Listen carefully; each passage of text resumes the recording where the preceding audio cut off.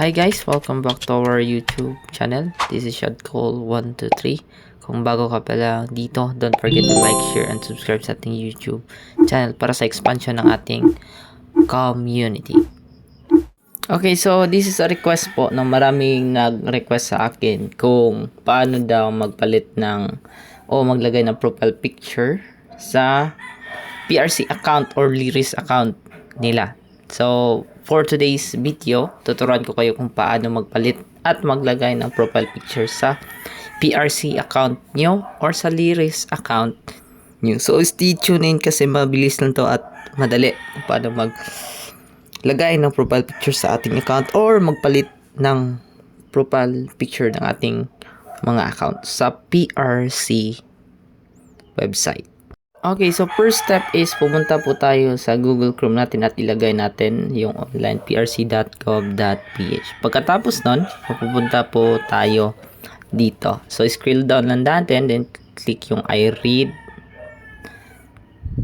Then, click lang yung close. So, and downward, click lang natin ulit yung sign in. Ayan, ilagay natin yung Gmail natin at saka yung password, then click yung I'm not a robot, then click yung sign in.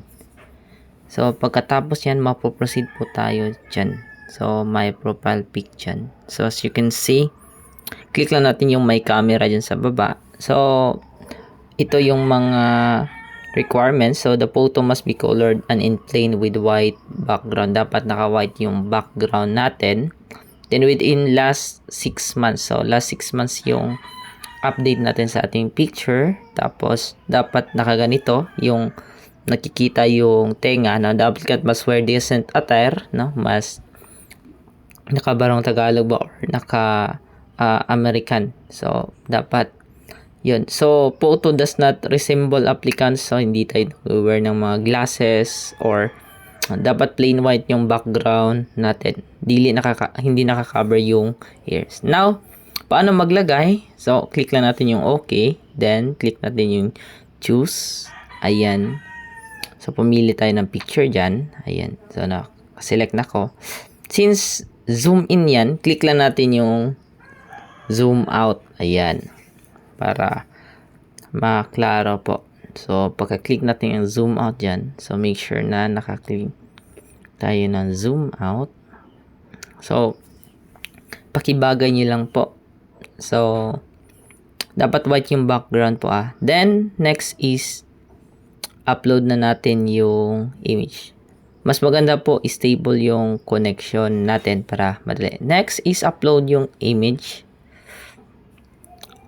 Click lang natin yung upload ng image pag goods na tayo.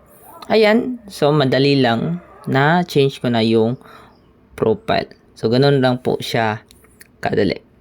So, if nagustuhan niyo yung video natin this day, so, kindly give a like, share, and subscribe para sa expansion ng ating community.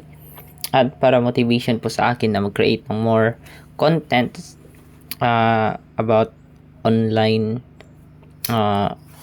tutorials.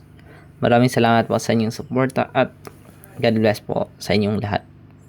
Mabuhay po ang Pilipinas.